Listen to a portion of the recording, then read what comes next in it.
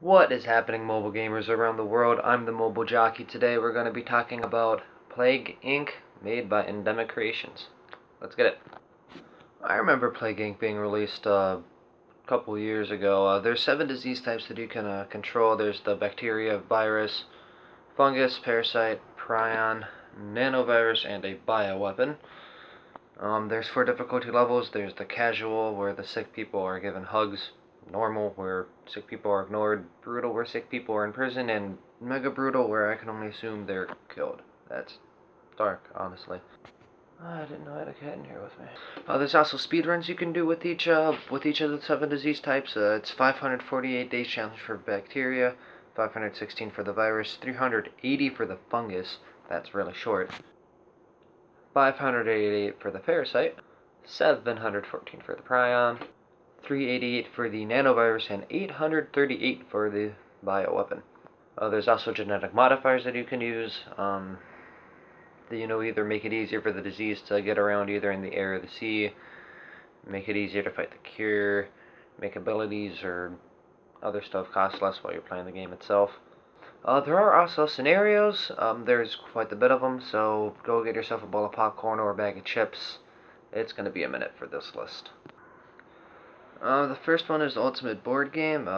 Your goal is to make a best-selling board game. You can, select to do Kickstarter. You can select what elements you have, how many players, which country manufactures it, and exactly how you're going to distribute it.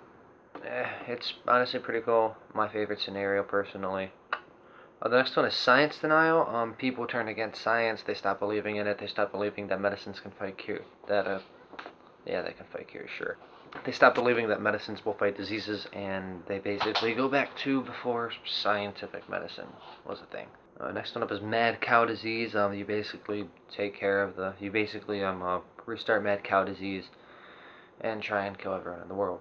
Fight Club, where every country has a fully operational international airport, which helps. Shut up. The next one is Where Is Everyone, where Earth's population has been cut in more than half, making disease harder to travel because there's just less people to infect.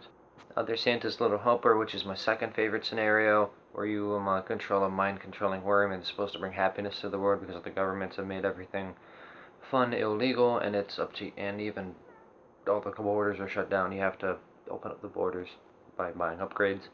Teleportation. Certain select few wealthy countries have teleportation devices, and it can transport large portions of the population to another country, but they can't be used a lot, so if you can get into that big country, you're probably going to win. Artificial organs, where if people get sick or fall ill to diseases, they can replace those organs with artificial ones. Supposedly helps them live longer. There's Frozen Virus, where you take control of the Pithovirus, which has been dormant for over 30,000 years. This is the real page turner. Next one up is the Nipah virus, which is spread through fruit bat colonies, interestingly enough. Last recorded death from the Nipah virus was May 24th, 2017, of an unvaccinated horse. So get your kids and your horses vaccinated, please. It will save their life. And the horse was quarantined too, so it wouldn't spread into other horses. Next up is Unknown Origin, where the game just selects your starting country for you instead of letting you do it. Then there's the Black Death, where you take control of the Yersinia parasite. Yersinia, I don't know how to say it. Basically, the genome that made the Black Death happen. Then we have Created Equal, which means that poor countries have better healthcare, better access to knowledge and medicine, making it the quality of life there better, increasing the life expectancy. Then we have global warming, where the in-game world temperature has been increased by 6 degrees Celsius, triggering a whole slew of other global events in-game. Then we have Golden Age, where humanity worldwide is in a golden age, medicine technology is improving, everything is great. Then we have Ice Age, where the in-game temperature is lowered by 5 degrees Celsius, again triggering another whole slew of in-game events. Then we have Mirror Earth, where basically rich is poor, poor is rich. I don't know if I said warm is cold, but warm is cold, cold is warm. Basically that. Then we have Pirate Plague, where just less ships are being used overall. The game even challenges you by saying, how will people get to Greenland now? Then we have shut down everything, where a whole slew of diseases that just happen in game have all the governments on high alert, so they're on high alert for diseases and whatnot. Then we have smallpox, where patient zero was infected with the smallpox virus that was released by a lab.